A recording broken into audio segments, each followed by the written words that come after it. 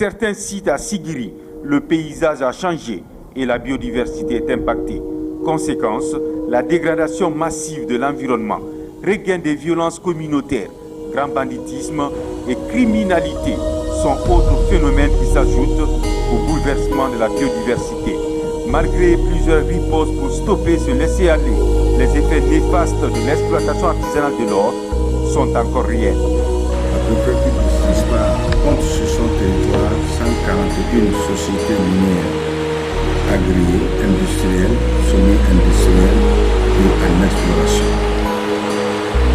Ensuite, en plus de ces 141 sociétés minières, agrières, nous avons sur le territoire de Sigiri 600 zones traditionnelles d'exploitation artisanale de l'or.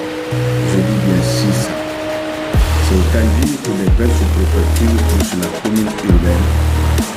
Chaque entité regorge autant de sociétés minières dont les statistiques sont en notre possession. Si nous n'accordons pas un temps à l'agriculture et à la culture en général, alors les mines, n'est-ce pas, vont occuper tout le temps, il y aura des conséquences sur le pays pour l'année à venir. Et c'est ce qui a fait qu'à juste raison, le gouvernement, à travers les 3 principaux ministères concernés par les mines, à savoir le ministère des Mines, le ministère de l'Environnement et du Développement durable, le ministère de l'Administration du territoire et de la décentralisation, viennent de prendre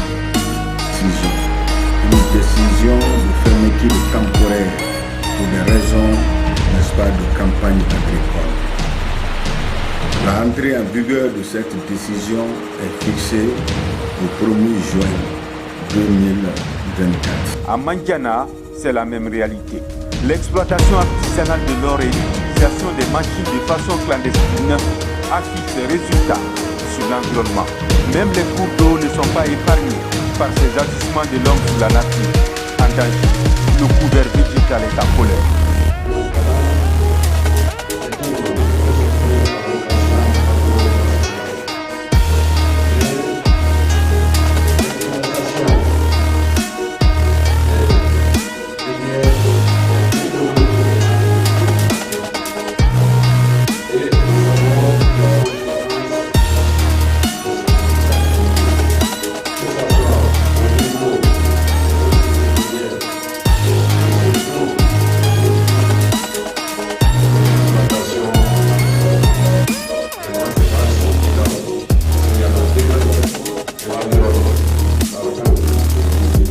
Il y a des ressortissants étrangers qui sont au niveau de nos contrées ici, au niveau des cours d'eau, qui utilisent des produits toxiques, la cyanure, le nitrate, le mercure, qui portent atteinte à l'environnement. Donc il était important de venir pour mettre en garde tous ceux-là qui violent vraiment la loi et pour leur dire qu'il en est, c'est assez.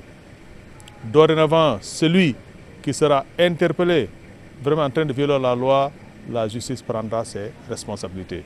Donc c'est ce message-là que nous sommes venus porter ce matin à l'endroit vraiment de tous les acteurs concernés. Le parquet général près la cour d'appel de Kankan a déjà lancé le signal judiciaire pour le respect de la nouvelle forme d'exploitation artisanale de l'or. Une bonne nouvelle qui vient rejoindre le combat de la transition contre l'orpaillage illégal. Le schéma d'alerte ne laisse personne indifférent afin de réanimer la vie végétale des sites miniers dégradés. La réponse sécuritaire est un autre signe d'espoir pour éviter des conséquences néfastes dans le registre de la protection de la vie humaine touchée par les effets du changement climatique.